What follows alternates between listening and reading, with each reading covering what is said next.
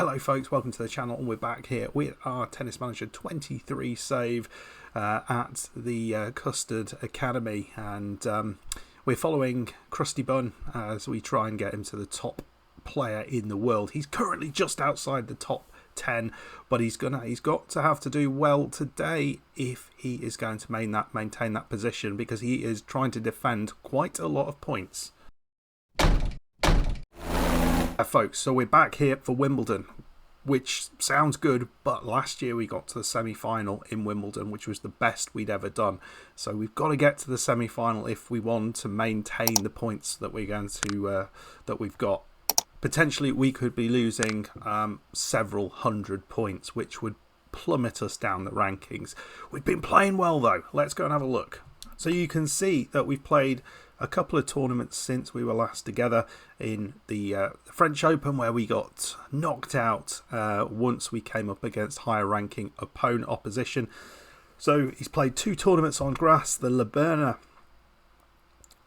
Open in Holland and the Wimbledon Open in the Netherlands, and the Cinch Championships in the UK. Now you can see here the Wimbledon Open got through, had a bye from the first round, beat 47th ranked Hugo Gaston in round 2, and that got him through to the quarterfinals, where he came up against Gabriel Debreu. I feel this tournament was one that got away, because I think he had enough to win this if he had gone all out. Here he put a pretty ropey performance again against Debreu and lost that, which was hugely disappointing.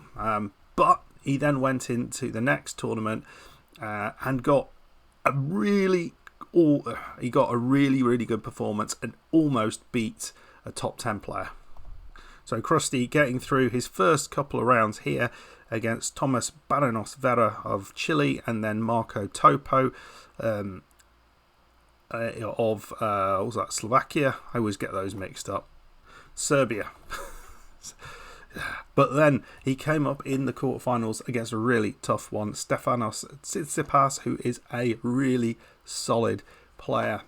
And you can see how close this was. He got all the way to, he even had a match point in this match, and wasn't quite able to get it done. So won the first set 7-6 on the tiebreak, was tight there, lost the next one 7-4 on the tiebreak in the second set, really close, and then he had a match point in the third set and just lost 7-5 in the end. But a really solid performance from Crusty, so close but yet so far.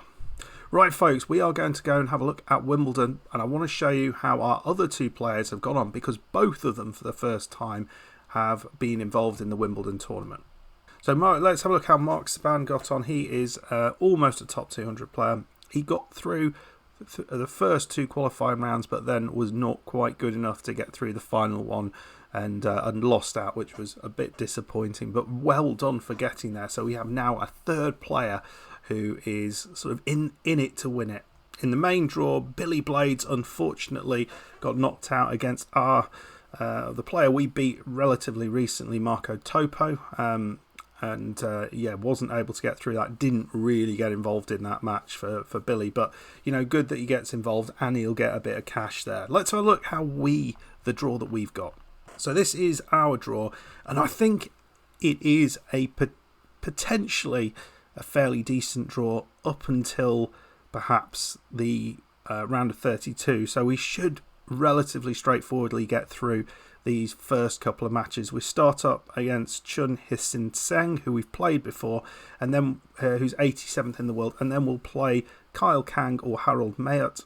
Again, two players we've played before and beaten in the second round. So I feel we should be able to get through that. The problem is, the likelihood is we'll be playing Casper Ruud in the round of 32, which makes it a little tricky. So what I think we're going to do in today's episode, we're going to try and get a little bit further than we would normally. We'd normally just play a couple of matches because they are three-setters, but because I think we're going to get through these first two matches relatively easily, I think I will play those, but I'm going to give a very much reduced highlights on those, and then hopefully we'll come back for the round of 32 match at the end of this episode, which will be the main focus, because that's the big one to get through. And if we can get through that, then it gets more interesting. We'd be closer to that the points tally we need, but I feel we really need to beat Holger Rune. So we've played this player twice, beaten him relatively comfortably twice last year. You feel we should have everything about that we need to win this match. I feel we are good enough to win this without putting too much into it. So let's get into it. Let's play this first round match.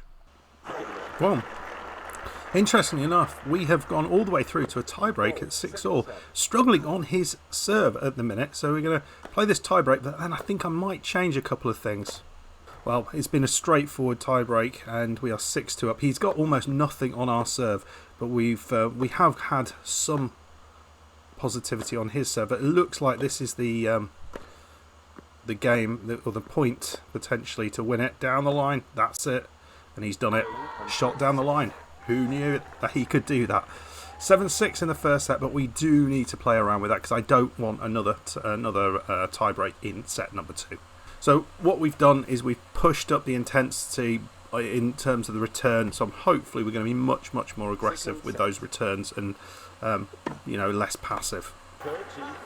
Straight away, it's made a difference. 1-love up. It was actually a harder victory than necessarily I expected, but then there we go, into the net, and we've got that break, got our noses in front in game 2. Much better. 30-40 up in game number 4 with 3-love up. It's a very different set, looking comfortable against this Taiwanese player. 4-love.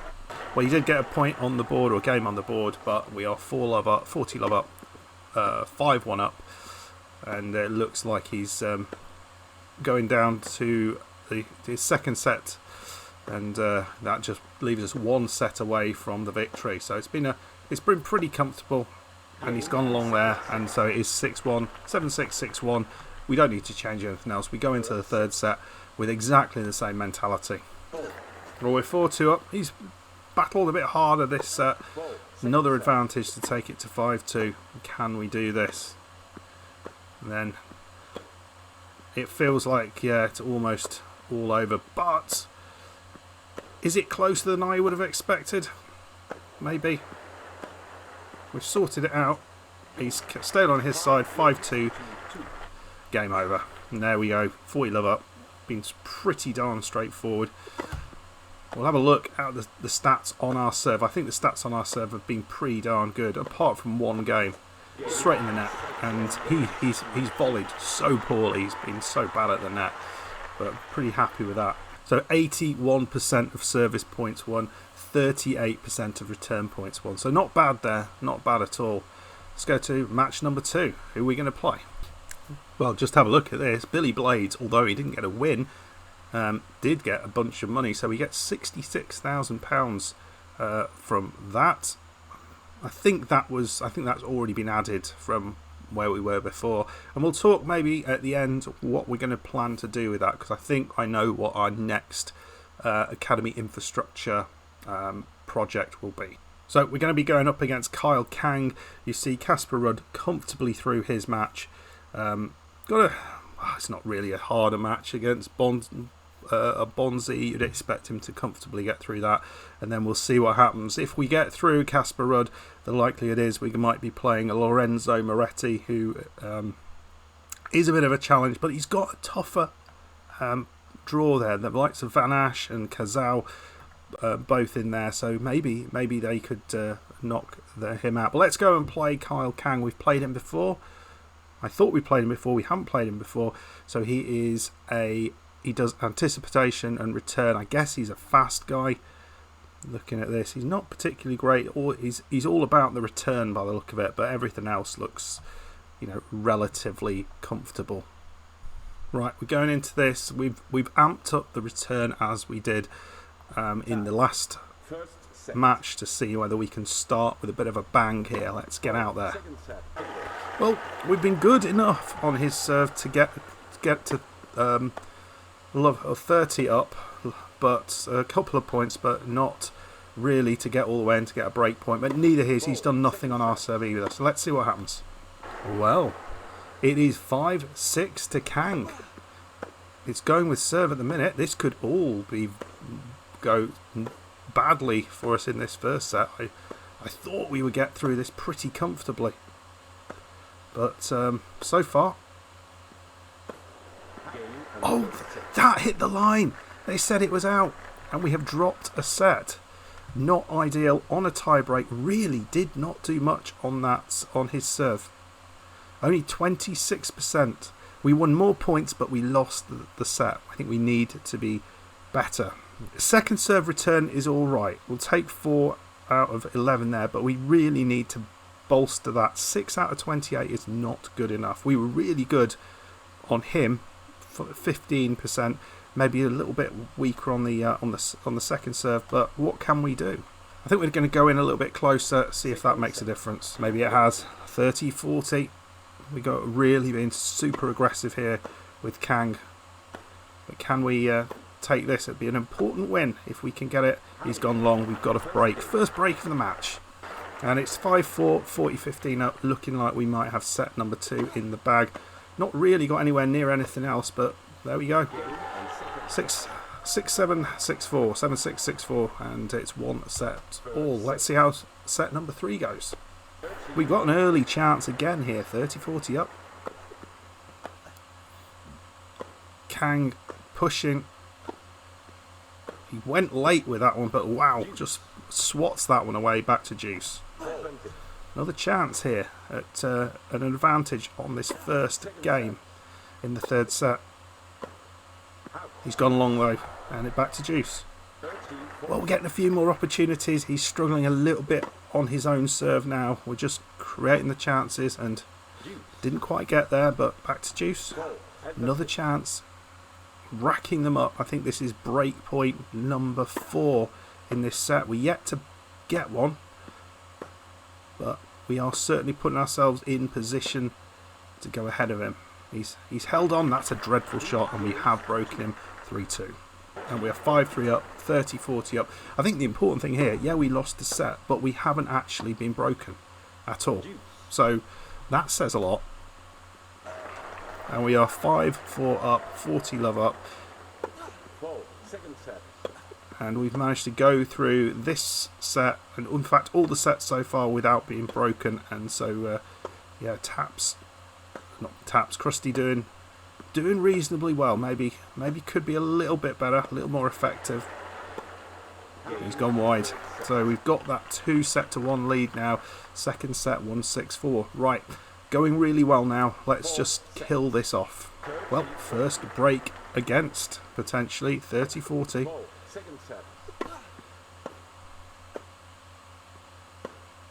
Oh, he's gone along with that. Absolutely leathered that. Interesting. Second break, a couple of break opportunities here. It's been tight. Oh, that's an absolute corker into the corner. Went wide with the serve.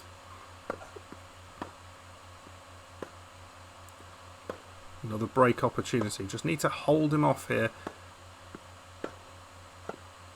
Down the line.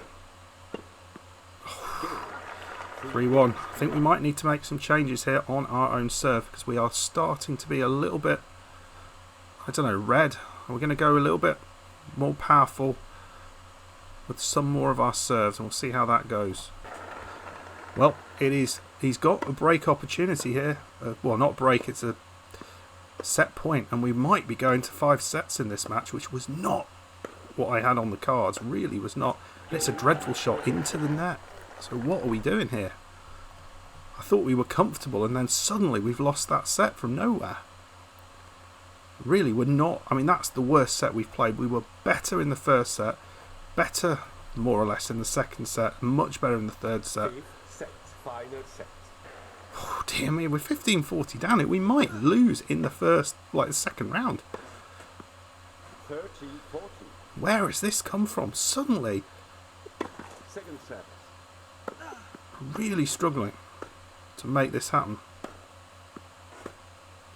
He's getting really strong returns, and that's what he's all about, the return, but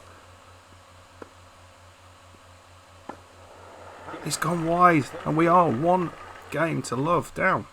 This could be it, folks. You know, I was saying how we've got this. We haven't got it. We have not got it at all. Stayed on his side of the net, but we absolutely need something to change. And it is. He's got a match point. We've been really close, but we have not taken the points when we've needed to. We've got to juice several occasions, and there it is. And we're out. We are out of Wimbledon, folks. That is a disaster. An absolute disaster. Did not see it coming. Wow. Well, I'm going to refuse that interview because what was that? What was that, folks? And I was so annoyed I didn't even do the training afterwards. But yeah, we're going to go forward and I'm just going to see how much of an effect that has on our ranking, because that's probably the worst result we've had in a good long while. Very, very frustrating. Sorry, folks, that's unfortunately we're not going any further. Well, folks, I'm really not sure quite what's going on. We've actually gone up in rankings somehow. We're up to 10th.